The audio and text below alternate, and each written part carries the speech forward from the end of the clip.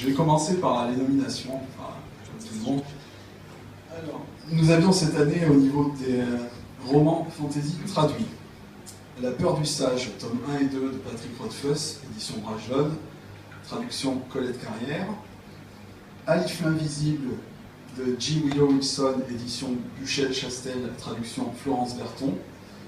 Le dernier loup-garou de Glenn Duncan, édition de Noël, collection Lune d'encre, traduction Michel Charrier. Malédiction de Larry Correa, édition La Talente, collection La Dentelle du Cid, traduction Marie Surgé. Servir froid de Joe Abercrombie, édition Brajlon, traduction Juliette Parichet. Bon, et avant de révéler le gagnant, je dois dire qu'on n'a pas beaucoup réfléchi cette année. Dans le sens où ça a été très rapide, je m'aperçois que c'était peut-être un double sens de formuler ça comme ça. Mais d'habitude, on a des débats très très longs, souvent des soirées entières, même que déjà on se décide que le lendemain, c'est pas très logique. Mais cette année, assez rapidement, nous nous sommes décidés sur La peur du sage, donc tome 1 et 2 de Patrick Rothfuss, édition Brajlon.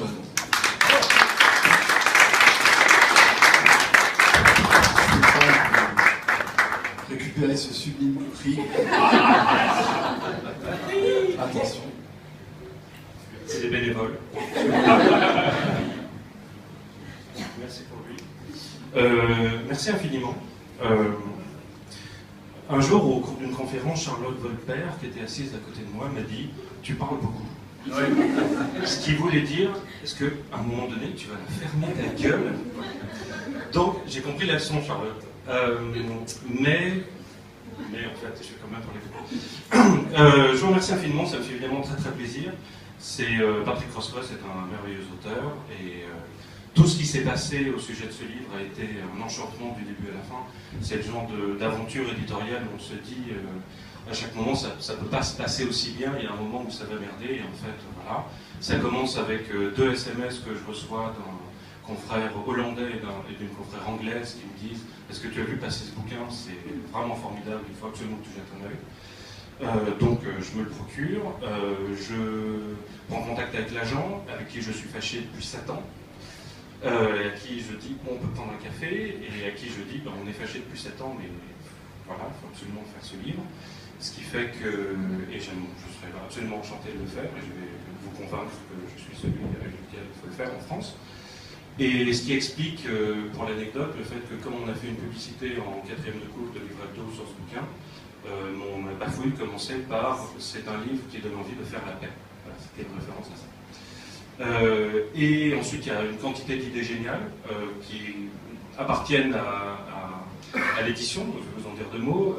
L'idée géniale de l'éditrice américaine, Betsy Oline, qui fait des épreuves non corrigées, donc c'est le bouquin avec une fausse couverture pour envoyer aux journalistes, aux blogueurs, etc., avant même qu'il soit publié, et elle écrit une lettre qu'elle imprime en couverture, en 4e de couverture du bouquin, où elle dit ce bouquin est extraordinaire, mais il faut que je vous dise pourquoi, c'est une super idée.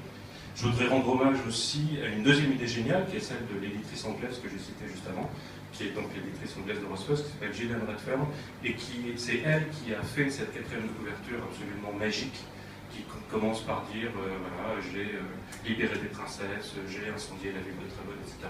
Mon nom est faute. Vous avez dû entendre parler de moi. Voilà, c'est elle qui a l'idée de faire ça, une idée formidable, et qui a fait sans doute la plus belle 4e de coupe de la fantaisie de la décennie. Je voudrais remercier Marc Simonetti pour cette couverture sublime, surtout que quand j'ai lu le bouquin, j'ai envoyé un mail à Patrick Rothfuss et je lui ai dit, en lisant votre bouquin, j'ai eu cette image immédiatement pour le bouquin. Et il me répond, c'est extraordinaire, c'est exactement ce que j'avais en tête et que mon éditeur américain n'a pas voulu faire. Donc allez-y, voilà. Et je briefe notre directeur artistique, David Olia, qui me dit oui, mais en fait, moi j'ai mon projet qui n'a aucun rapport avec ça, donc c'est ça qu'on va prendre. Et il avait raison, parce que son idée était bien.